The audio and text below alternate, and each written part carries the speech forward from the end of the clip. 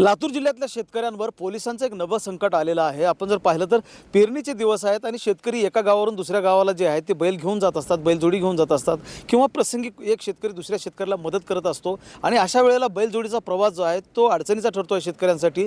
लातूर जिल्ह्यातल्या निलंगा तालुक्यात असलेल्या कोराळी गावच्या शेतकरी आपल्यासोबत आहेत, ज्या शेतकऱ्याचे बैल पेरणीला घेऊन जात असताना पोलिसांनी घेतले आणि त्यांच्यावरच गुन्हा दाखल केला।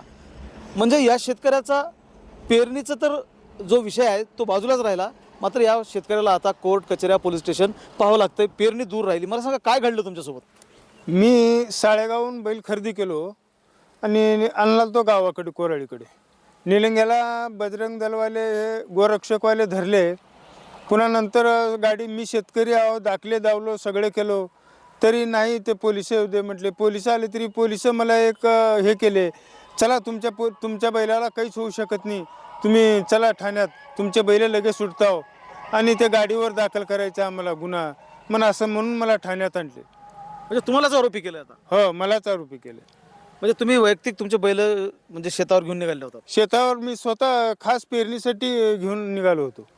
काय आता अवस्था झाली, म्हणजे पेरणी झाली आहे नाही झाली आहे, म्हणजे आता म्हणजे बैलजोडी गेली आणि पेरणी रखडली? पेरणी रगडली, पेरणी आता ट्रॅक्टरनं पेरतोय, सगळं हैराणी उठलंय माझं आता। म्हणजे कोर्ट कचेऱ्या करावं लागेल आता, कोर्टात दाखल केल्या त्यांनी, आता मला वकील ठेवावं लागेल। हे सगळं आता निर्णय कवा लागणार का आहे की नाही मला काही कळणार नाही पुढं। म्हणजे बैलजोडी कुठे आहे आता तुमची? बैलगोडी गोशाळेत आहे, गोशाळेत बी बैल नाही सध्या, बैल त्यांनी दुसऱ्यालाच दिले आता राबायला।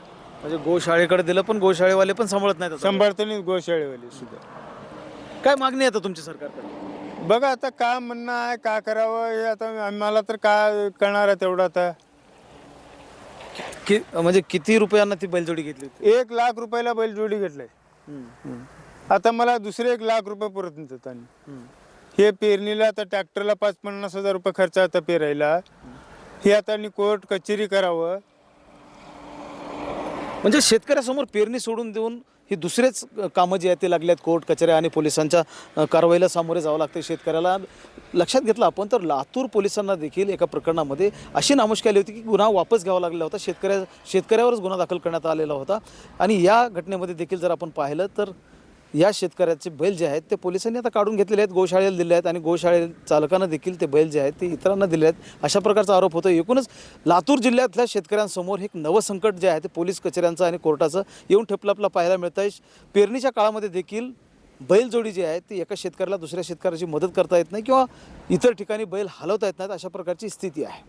महेंद्र जोंधळे, TV9 मराठी, लातूर।